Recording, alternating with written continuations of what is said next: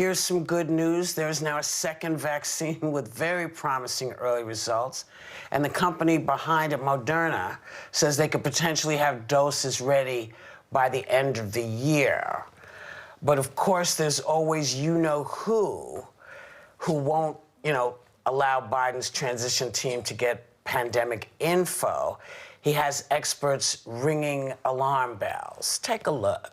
My worst fear is what we saw happen in other countries where people were dying on the streets. People literally were dying in the waiting room of emergency rooms after spending 10 hours just waiting to be seen. Joe Biden's going to become president of the United States in the midst of an ongoing crisis. That has to be a seamless transition. My team, all the docs that work for us, we want to be extremely transparent. This is not a political issue. This is an issue of public health and saving American lives. And it's very clear that that transition process that we go through, that time, the period of measured in several weeks to months, is really important in a smooth handing over of the information.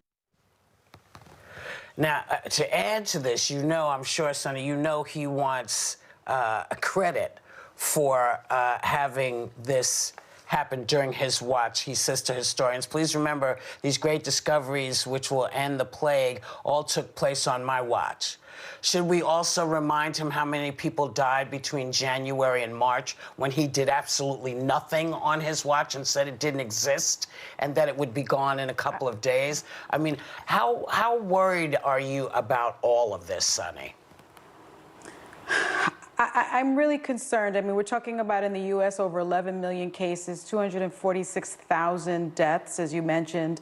Whoopi, and I've said it before, I think all of that falls squarely on the shoulders of this president and this president's administration. And the fact of the matter is he shows over and over again that he cares more about personal, his personal legend in his own mind rather than the American people. It's just so obvious to me. And I'm concerned that, Dr. Fauci and other medical experts are saying this is not a political issue. It never has been. This is an issue of public health. And the fact that he is not really turning over the keys for a peaceful transition and stopping this information of, with COVID, the vaccine going to the Biden administration it should be terrifying for everyone. Right. Well, and what about you, Joy? I mean, given all that we see happening, this man wants credit for something that he should have done or began, as soon as he knew about it. What do you think? Well, I think he's responsible for many of the cases. We're #1 in the world with the most coronavirus in the world. I mean, I put it right at his feet, frankly. What's scary? I'm thrilled about the vaccines, of course. I mean, it means that we're really going to be out of this soon. But there's a piece in the New York Times today about how thousands of doctors and medical workers are resigning and retiring. Medical practices are closing. Doctors do not want to take a chance on their health. These people who defy the protocols are going to be in a pickle when they get sick and nobody is in the emergency room. When they have an appendicitis attack or their children get sick, no one will be there for them. They need to think about that. There are increased delays in cancer diagnoses going on, and the Republicans in Congress do not care about it because all they care about right now is power, retaining it, and nothing will change until the Georgia election. All eyes are on the Georgia election.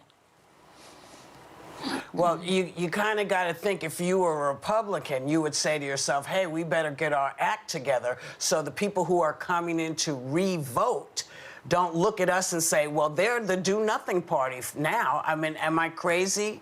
Anna, what do you think about that? Look, I'm glad you bring up Republicans. And I'm glad that Trump brought up historians, which he puts in question marks, maybe because he's never read history. Look, if he is concerned about how he's going to go down in history, and if Republicans are concerned about how they're going to go down in history, he's going to go down as a whiny, crybaby narcissist who couldn't hand over power because he could not emotionally and psychologically process that he lost. That's how he is going to go down, as a guy who left the office having a tantrum and impeding the next next president in the midst of a pandemic and a national crisis from taking over and having a seamless transition. And I hope Congress acts to make sure that an obscure bureaucrat, political appointee, as is Emily Murphy, who's now the Trump appointee in charge of GSA, refusing to affirm Biden's win and not allowing him to transition, that needs to be changed. We cannot be held hostage by a madman president and his sycophants and political appointees. So Congress needs to take action here. If not now, certainly for the future. Yeah. What do you think about all this, Sarah? I mean, it's just crazy. Well, it's crazy, and I find it interesting that he wants to take credit for a vaccine for a virus that he played down. So it wasn't that big of a deal, so should the vaccine be a big deal in his world? I also find it interesting that he's saying the vaccine was on his watch. Well, he's also still in charge right now, and he's not coming out to speak to any of this or helping. Here's this vaccine. The vaccine isn't enough. It's the vaccination. It's getting it to people, the distribution, and none of these health organizations can even talk to Biden. So Fauci, I think, made the analogy to track when you hand a baton off. You don't stop and then hand it to someone and let them run. You do a seamless handoff for the race to be won. And right now, kind of to Joy's point, all this makes me think of is how we have to put term limits as the top of our list as we get through this, because all these Republicans that are staying quiet right now and not coming, we're seeing hospitals not only bust at the seams, but I saw a nurse talking on TV. People can't even catch their breath. They're dying, and they're still denying this virus. Republicans who aren't coming out right now are part of this problem, and they're doing it purely for power. It's party over people, and that is absolutely unacceptable. Right. That's right. There we have it. And that's what all of this is. And when you go in to vote in Georgia, remember, this is the party that doesn't care if you drop dead because you can't breathe. Clearly, they know what has to happen, and they're not doing it.